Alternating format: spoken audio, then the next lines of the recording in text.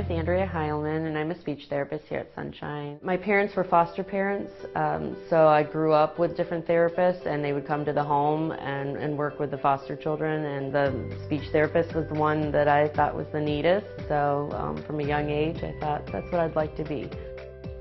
We usually look at the whole person, what's their environment, who are their communication partners that they're going to be interacting with, and then what are their needs, what do they want to say, and we do the best that we can to match the communication partner and the environment and the person and the system all together, so it's the right combination. Tools that we use can vary between just standard test materials, worksheets, books, things like that, but we've also incorporated using the iPad or other different devices. We have a variety of different high-tech, low-tech, no-tech devices that we use here. Some of the no-tech is gestures, actions, communicating with those. Some of the low-tech is pictures, so we'll have pictures that they can either choose from, or they can hand a picture to make a request. We have picture schedules that we use that help clients know where they're going and what they're doing. And then the higher tech devices like the iPads and iPods and different communication devices that have pictures on the screen. You can touch a picture and it'll either say something or it'll go to another page of words and pictures. We use a whole variety of different things. You want something that's going to work for them, that'll be easy and that they can use, that you don't want to make it cumbersome or difficult for them. Some of my clients are more aware of their environment and more aware of other people, and so they kind of would rather blend in than have something that stands out and is different. So the iPad and iPod are nice because they look like everyone else's tablets or iPods that they're using. They can have games, they can have music, but they can also use the communication and talk to their friend, and then they can switch back and play a game. So sometimes it's a lot easier for them to make friends and to interact when they can look like everyone else.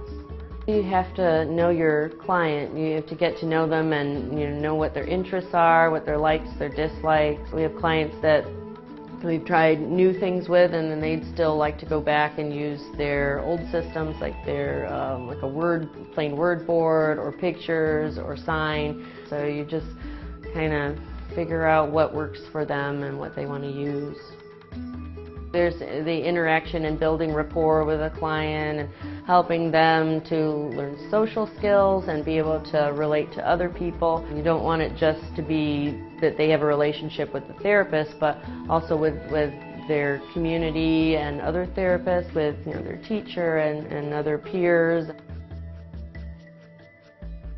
4 years of undergrad at a college or university, and then 2 years of graduate school. It's either a Master of Science in Communication Disorders or a Master of Arts in Communication Disorders, just depending on the school. Usually you're taking psychology and sociology classes, but if the curriculum that you're taking doesn't include that, I definitely recommend those classes.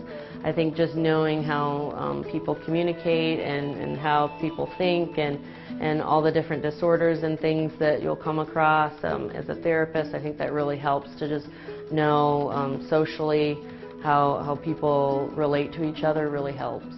We have volunteers all the time that come to Sunshine just to kind of observe and see if it's something that interests them. So yeah, I definitely recommend volunteering.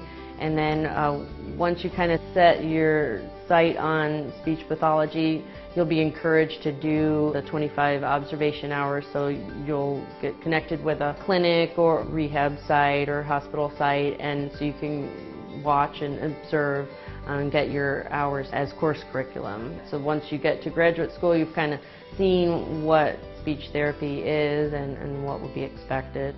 There's many openings. It's a growing field, and as people are aging, we're seeing a lot more need for the geriatric therapists that are going to work with people in the hospitals or rehab. So definitely growing, and especially in the Toledo area, we're really looking for speech therapists. I've always loved speech therapy, and I still do. But there's moments where you get down, or you feel like I'm not, making a difference. Sometimes you try something and it doesn't work, and so you try something else, and just all of a sudden it's like a snap, like the light bulb goes on, and it happens. On the rough days, those are the moments that keep me going.